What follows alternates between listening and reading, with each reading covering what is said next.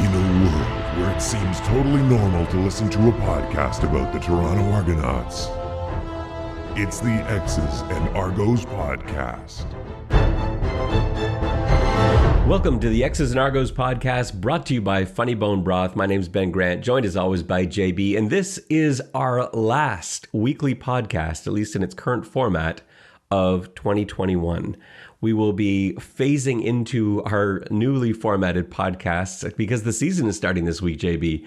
We're going to be going to post-game podcasts, preview podcasts, and you'll also be able to get some scouting reports and some other things we're going to be revealing this week as we start into the 2021 regular season finally.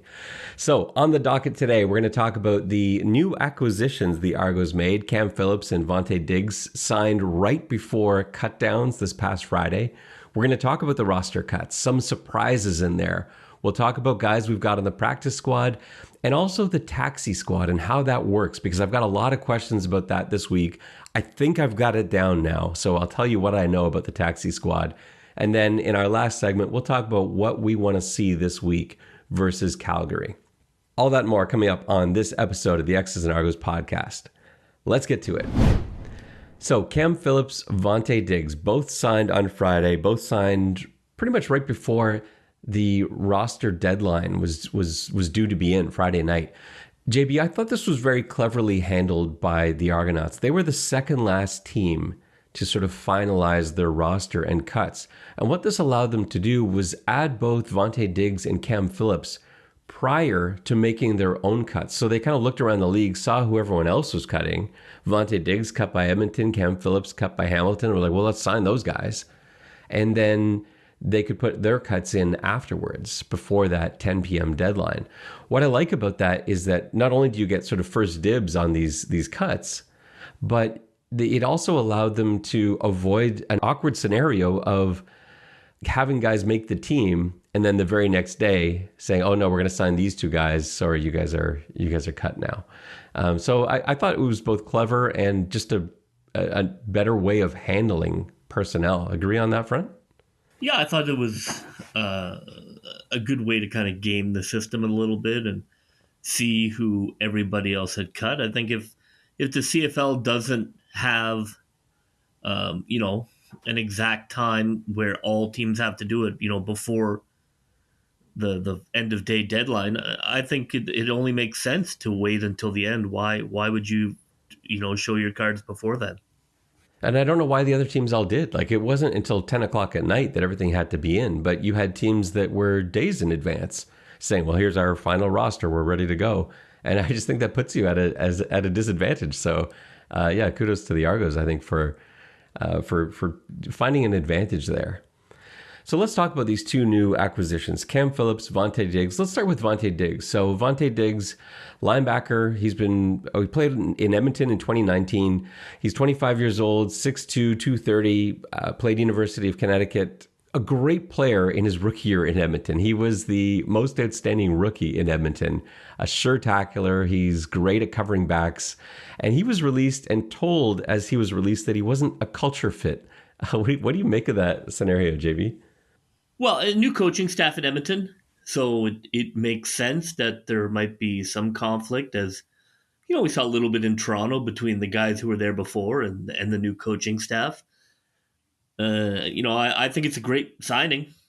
I think we're deep at linebacker, and I think that we have a lot of veteran presence at linebacker, so I think he's going to be a great fit for the Argos. I mean, I think it's a terrific signing. It is. It's a great sign. He's an awesome player. It's unfortunate that we've got so many linebackers we really like, but linebacker at least is a position that you can never really have enough of because of the special teams play that linebackers are called on for. And Diggs is going to be an immediate contributor on specials. I don't think he's going to see much of the field, especially this coming week. He barely had a chance to meet everybody. He just kind of flew in. I gather actually was on his way on Friday night to sign that contract. And so it's not going to be something where he's taking snaps as a linebacker, but he might be able to contribute right away on special teams. I don't know if I would. I don't know about, and we don't know exactly how this went down. I can't imagine telling a player that, sorry, you're not a culture fit here. I just think that's a very weird way of handling. Like, why do you have to say anything? Why can't you just say, sorry, we're going to go in a different direction. We're going to let you go.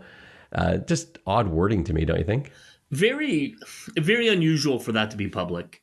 I can only assume that he looked good in camp and that this was a message to the team if they wondered why a guy who looked good in camp got the boot. And is clearly a coaching staff that is looking to send a message. And sometimes that's good if the coaching staff is really good. And sometimes that's a disaster if the coaching staff is not. So I think it's going to be one or the other for Edmonton. This will not be a neutral decision. Yeah, you better be able to back it up if you are going to start making moves like that. If you generally, as a coach, if you are cutting good players, that's fine if you can back it up. you But better if be you right. can't back it up, you better be right. That's it. And I like Coach Elizondo a lot. I don't know him. I like his coaching. I liked him as an offensive coordinator in Ottawa. I thought I think his brain is awesome. I think he's got a great football brain. This is an odd move to me, but we'll see. We'll see what happens. So he's a will backer. He will slide in, I guess, third on the depth chart, probably when everything settles, probably in behind Dexter McCoyle and in front of Trevor Hoyt when the dust settles. But really, it's about special teams for the moment. But man, it's great depth at a really important position. So I thought that was a wonderful signing. The other player they signed was Cam Phillips, wide receiver Cam Phillips from Hamilton. JB, this is a terrific signing. Yeah, I mean, I'm not one to be over enthusiastic necessarily, but I love both of these signings. I think he was the leading receiver in the XFL. He's got great measurables, and Hamilton is loaded, which is why we talked earlier about our apprehension about the games that we have to play Hamilton this year. But if the fact that their roster is loaded means that we can add a guy like this to the wide receiver room, that's another great move. I'm surprised that we were able to get him. Hamilton fans are so mad about this too. I had to deal with so many hate tweets when this went down on Friday. Hamilton's the only team in the league that would have had to cut him because they just had too many American receivers where they could not keep Cam Phillips as well. And every other team would have found a way to, but Hamilton had to cut him, and pinball on line one. So here is Cam Phillips on his way to Toronto. So yeah, and if you aren't familiar with Cam Phillips, 25 years old, he's a young guy, 6 feet, 201, played his college ball at Virginia Tech. He actually spent 2018 with the Buffalo Bills. He was active for a couple of games in there. I think he had one reception for 9 yards, and then just lit it up with the Houston Roughnecks in 2020, that XFL season. He led the XFL in targets, receptions, receiving yards, and receiving touchdowns. So pretty much every receiving category, he was the guy. So yeah, an amazing signing. Now he probably comes in. He's on the suspended list for now. I'm assuming until things clear and he's through quarantine, etc. But I would see him lining up behind DeVaris Daniels at X, and what a luxury to be able to have in case something happens to DeVaris, to have that guy slide in is awesome. And the fact that he was with Hamilton makes it just that much more sweet. So I love it. Now, looking at some of his film, I had a chance to watch some of his film over the last couple of days. My only concern with him, and this isn't going to be a huge issue in the CFL, but I did notice games where he struggled were against particularly large corners. When he was in a situation where defenses were playing press man against him, where he had a big body corner lined up right in his face, long arms, good reach, he struggled. But that's a nice thing about the CFL is that you can avoid that. It's so easy to avoid facing press coverage, and you just don't have a lot of corners with that same body type. They tend not to be great CFL players the same way that they do work in American football. So that was the only really thing that stood out to me. The only games where he got stopped, that was the sort of consistent factor, those large corners with that great reach. So I'm not concerned. I think he's going to be an awesome CFL player, and he's a guy that's probably looking to get another shot in the NFL. And he's got time at 25 years of age. He's got time to get back there. So he'll be looking to produce. Traditionally, guys that you're adding like this after roster cuts are not necessarily, going to be game changers. I mean, let's be realistic. I think that, you're looking at probably, your 40th guy on your game day roster, best case scenario. But, I think both have real potential. So I'm definitely in favor of both signings. And the only thing that limits him is he really is an outside guy. He's not someone that's going to come in and play slot. He just never has really done it, and his skill set doesn't lend itself to that. So he is going to be on the outside. We're looking at him as an X, but there is that potential for him playing Z. And it only started occurring to me when I was talking about the number of Canadians we're going to dress. I was having some discussions on Twitter about the fact that Coach Dinwiddie, in the last press conference we had with him, he was asked, I think it was by Dave Naylor, who asked him how comfortable he is with his 7 Canadians. And his response was he feels comfortable in not only dressing 7, but as many as 8. Now, why that stood out to me is that I had them penciled in as starting 10. So I had them penciled in as starting 3 receivers to the field side who are all Canadians, 4 offensive linemen who are Canadians. You've got Mwamba and Judge as the 2 linebackers who are Canadians, and then Colhoun, the field corner, who's Canadian. So I had 10 starters as Canadians. Now, if he's saying as many as 8, I feel comfortable starting as many as 8. He's saying 1 Canadian receiver. That's what that says. Because you're automatically, there's no option other than those 4 offensive linemen. We haven't seen any Americans get any snaps at center, left guard, right tackle. They've all been Canadians. So that's 4 right there. Your 2 linebackers make 6. Your field corner makes 7. So if you're addressing 8 Canadians, that leaves only 1 Canadian receiver. And we're likely talking about Joanne Brescacin or Levi Noel at that point. And that means since neither of those 2 guys are usually lined up as Z, maybe that's the vision for Cam Phillips. Maybe he comes in and he's playing that Z spot, which is not usually played by Americans. That's almost always a spot that you find a Canadian receiver on most teams, but yeah, maybe we're not most teams. So that's just something interesting to think about as we look towards our first official depth chart coming out in a few days. All right, let's move on to talk about some of the roster cuts. What surprised you, JB? We were pretty good. I look back at our prognostications that we did last week, there weren't too many areas in which we were off. Who surprised you? Nothing really shocked me. I was surprised they kept Bear.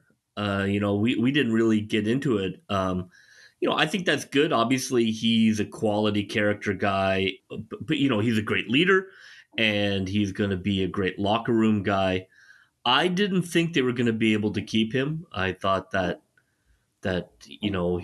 basically linebacker was so deep that they wouldn't be able to. So I was surprised they kept Bear. I was surprised that they cut Ollie. And, everything else I think seemed pretty right across the board. And Sinkfeld. I thought Sinkfield would make it. I really did. I thought I had him over Braverman. Yeah, I had Sinkfield getting cut, but I also acknowledge that may have been a mistake because I realized, as we talked about last week, I had basically cut all punt returners, but that's pretty much exactly what they did. They cut all their punt returners. They've got Chandler Worthy on the practice squad. You've got Terrell Sinkfield that's been cut. Damien Jean-Pierre, who was also returning punts, is on the practice squad. They don't have, well, I guess Braverman is the only active player that they've currently got on the active roster who is a punt returner. And I haven't seen, having covered Argos training camp, I just didn't see other guys back there. We have some other options for kick return, but there just weren't a lot of punt returners there. So I expect that to be Braverman unless somebody's going to get called up from the practice squad for game day to return punts. So that's possible too. We'll see. Ronald Ollie surprised me. I had him penciled in as a starter. He looked so good to me in camp. Now, it came out during the week that he had suffered an injury, but there are options that the Argos could have taken. If he was injured and they really wanted to keep him, then you can keep him and put him on the 6-game injured list, let's say. hip flexor injuries, they do range quite a bit, anywhere between like 2 and 8 weeks. But maybe that was just something they decided, no, maybe it was serious. They decided it's going to be most of the season. Who knows? We don't know what the reason is. But I thought he looked great in camp. I was stunned by him getting cut. A little bit surprised by Justin Thomas getting cut, pretty much same position. But I think that just tells you how much faith they had in Dwayne Hendricks. And that's someone I didn't have on my roster. He was the last guy I took off. And when I was trying to pare down my roster and get to that magic number, he was the last guy sitting there, and I loved him in camp. I thought he looked great. I just didn't believe that he was going to be there. And the Argos, they saw how good he was, and they decided to keep him. And I guess that is why they were comfortable enough in letting Justin Thomas go. But yeah, those two cuts were, I guess, a little bit surprising. But yeah, for the most part, everything else made sense to me, and I didn't think we were too far off.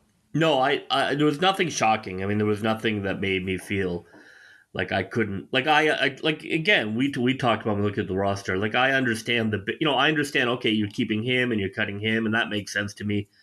There was nothing that I saw the roster and thought, well, that doesn't make any sense. So, I was happy to see that, I thought it was a well chosen roster. And I think the thing with Bear, we were surprised because we found ourselves in something of a situation that Hamilton was in with Cam Phillips, where they just didn't have the luxury to be able to keep another American wide receiver. And I think we felt the Argos were in that scenario with Bear, where it's not that he's not a good enough player.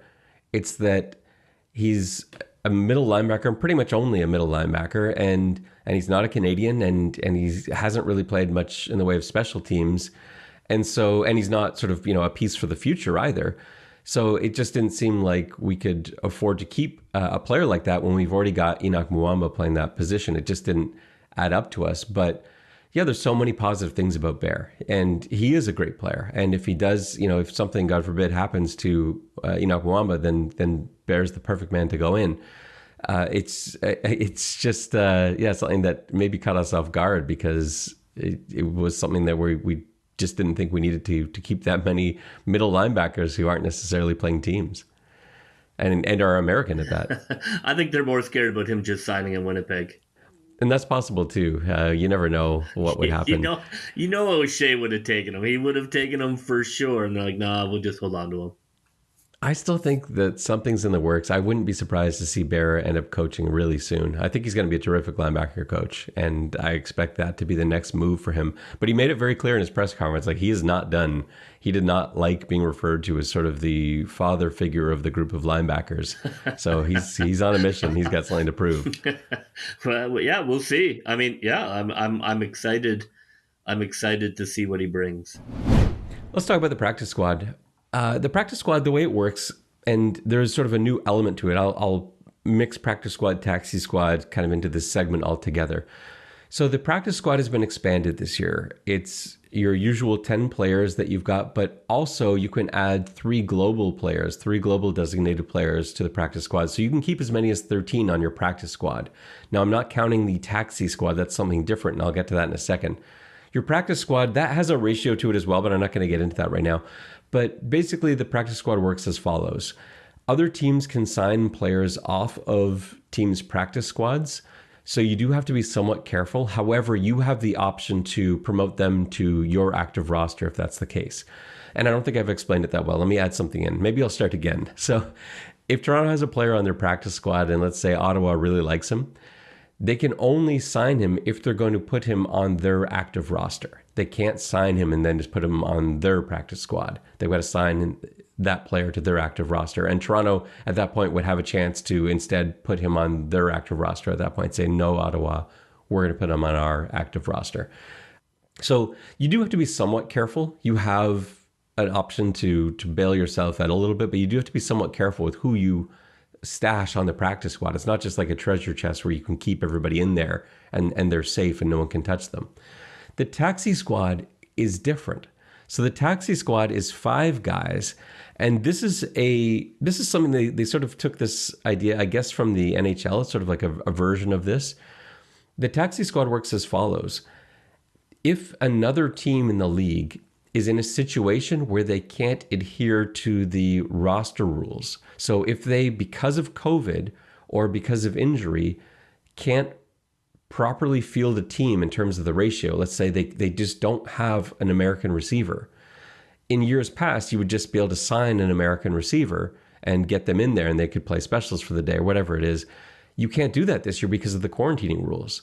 They need somebody that has already been quarantining. And so that's where the taxi squads come in. So if, let's say, Winnipeg's in a situation where they've either through injury or through a COVID outbreak, whatever it is, let's hope it's injury. I guess in that case, that's a weird thing to hope for.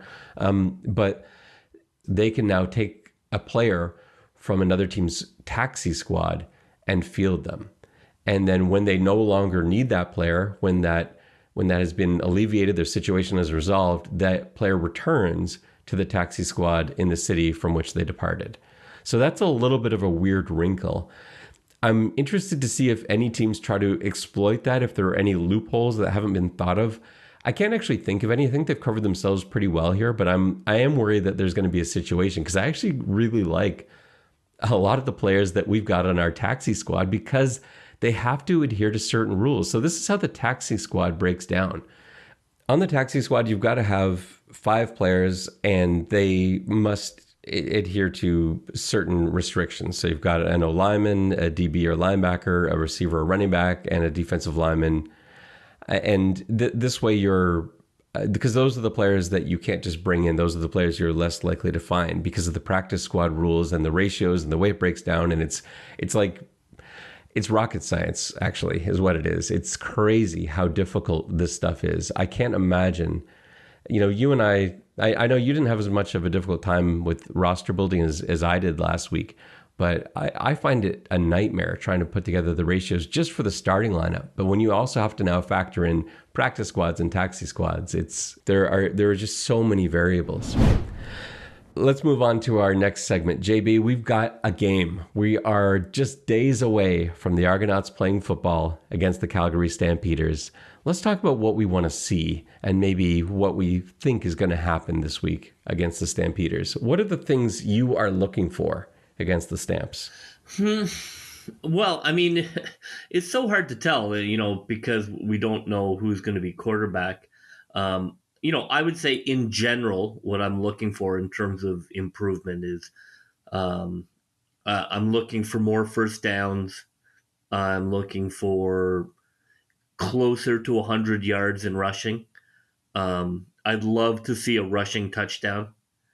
And defensively, I would really love to see us cutting down on plays over 20 yards. I'd like to see, under 2 plays over 20 yards.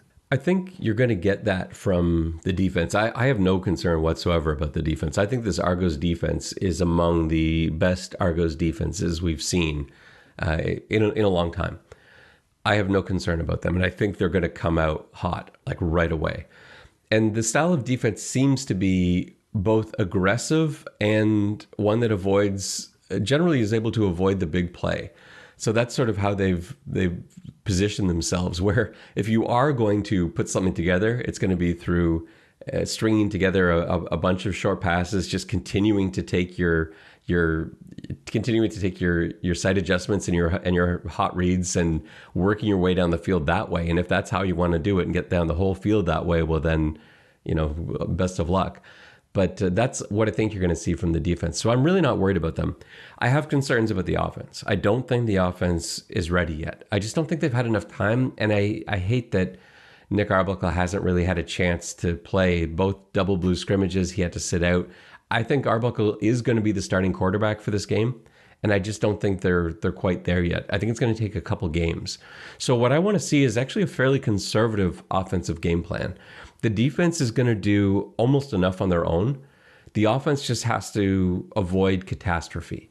I want to see the offense put together a couple drives, show that they can run the football, complete some high percentage passes, work their way down the field, take the points where they can get it. They've got the luxury of Boris Beatty, who can kick field goals from miles away. That's fine. Keep those 3 points turning over. I'm okay with that. Just don't turn the ball over. We want to ideally want to avoid 2-and-outs as well, but nothing catastrophic, and the defense should be able to do enough. That's what I'm looking for. That's what I want to see is low risk offense, a little bit ball control. And I hate saying this because I hate that kind of offensive football, but I think that's what the Argos need right now in order to pull out a couple of wins in these first few games. I think they just need to play really smart football offensively and let the defense go out there and win the game for them. Yeah, I hope that that we don't take too much time getting going. Like we've talked about with the schedule, it is a really tough first 8 games, and the team can get buried. It's going to really be crucial that even if they don't fire on all cylinders, that they still come out. Even if they don't get the win, I think you just need something to build the team confidence. I think you can still look at, okay, we didn't put up 30 points, but we did a lot of good things in terms of converting second down and moving the ball, and that's really what I'm hoping for is a positive result, because I do think it's probably too much to assume they're going to come out and be great offensively. I think that was going to be hard, even if Arbuckle had a full camp and healthy.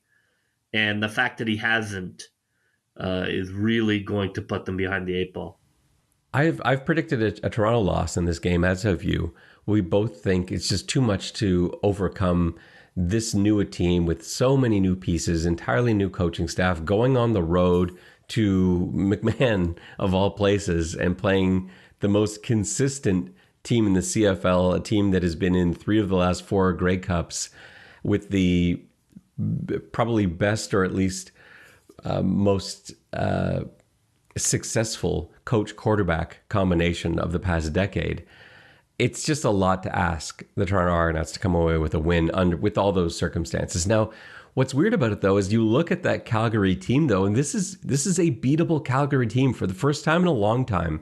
There's not a lot that scares you on that roster. Bo Levi Mitchell scares me. And other than that, there just aren't a lot of players I point to and I say, "Woo, I'm worried about this guy. I don't know what our answer is. I just don't have that." And so I'm curious to see how it happens. I think there are scenarios in which Toronto can win this game. Totally. And Bo Levi Mitchell isn't 100% healthy either. We got to remember. I agree. Like this isn't a slam dunk. Like I think they have no chance to win. I'm looking on its totality. I think that it's a lot to overcome for Toronto. And, I could see Calgary winning, 24-20. But as we both know, any given football game, 5 plays make the difference. So if the defense can go get a couple turnovers, then you could easily beat Toronto 24-20. I don't think we're being pessimistic. I think that we're trying to be realistically optimistic. Yeah, I think that's a good way to put it. There's just so many hurdles, and it's just not an ideal first game. But that's and it would have been tough with a perfect camp. And we'll see the injury report and we'll see how Arbuckle is, but I think that the timing between quarterback and receiver is so vital, and hopefully they can get in a full, not a full week, but 3 or 4 practices of Arbuckle good to go.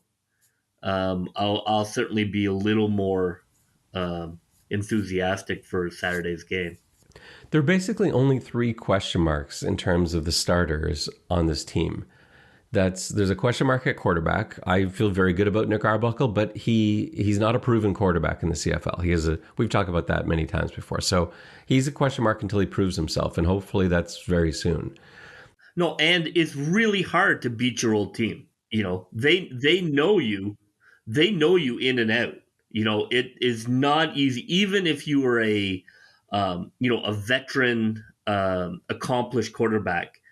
It is hard to beat your old team. They know all of your weaknesses. They know what you like to do, your tendencies. So that is also a challenge for for Dinwiddie and Arbuckle is, you don't want to overthink it and outthink yourself, like, oh, they know all these things. But on the other hand, you do want to be careful about tendencies that you had in Calgary.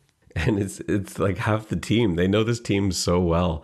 But I think that goes both ways, because there's a lot of guys like Arbuckle's gone against a lot of the guys in the Calgary defense in practice. He knows how to beat some of these guys. So there is a bit of a both ways to it, but it usually does favor the team that you are returning to play. It usually favors, in this case, the Calgary defense and the coordinators there, and all of the tape that they have access to on Nick Arbuckle of every practice, and having stood beside him and coached him and everything else, they have all that info, and it is hard to overcome that. But the guys that played for Calgary are so fired up about this game. I've had a chance to talk to a few of them about it, and they can't wait. They're so excited to get into McMahon and come away with a win.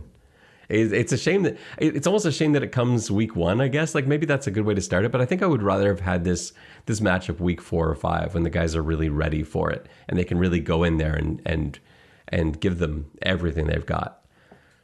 So the other 2 question marks on this team, we're likely going to be starting Peter Nicastro, who is a player I like very much, but he's a rookie. And so we don't know what he is in a professional setting.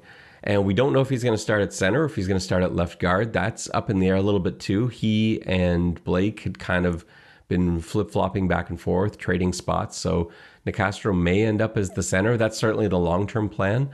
But he may also end up playing guard this week. They may feel that that's not quite there yet. We're not sure. So that is another question mark. And left tackle is a little bit of a question mark, because it has been something of a rotation. My expectation is that Terry Poole is going to eventually be the left tackle, but I think I would be surprised if he's out there starting at left tackle this week. I still think it may be too soon. So does that mean we see Isaiah Cage? Does that mean we see Dejan Allen? I'm not sure. And that worries me a little bit. So that is the other question mark. Those are the 3 question marks. Everyone else in the team, I know what they are. They're proven. I have confidence in them. And I do have faith in those 3 guys I outlined, in Nicastro, Arbuckle, and whoever our left tackle might be. They're good players. I have confidence in that. I like them on the team. It's just that they haven't proven themselves long-term on a CFL stage yet. So that's something that I guess we're waiting to see. And I think that the way those 3 guys play, not just this game, but even this season, will have a lot to do with how Toronto fares this year. Coming up on Wednesday, I'll be having a discussion with Danny Austin, who covers the Stampeders for the Calgary Sun and Herald. He and I are going to sort of preview what to expect from the Calgary Stampeders as we prepare ourselves for this opening game of the season. And JB and I will be back in your ears for a post-game show following the Toronto-Calgary game. We'll be doing it right after the game ends, probably finishing late in the night, and it'll be waiting for you on your phone for Sunday morning, providing that you are a subscriber. And so if you have not subscribed yet, please make sure you do so that podcast shows up right there on your phone and you don't miss a thing. For JB, I'm Ben Grant saying so long, and may all your pre-snap reads be good ones. I'll see you. Go, Toronto Argos, go, go, go. Pull together, fight the fight.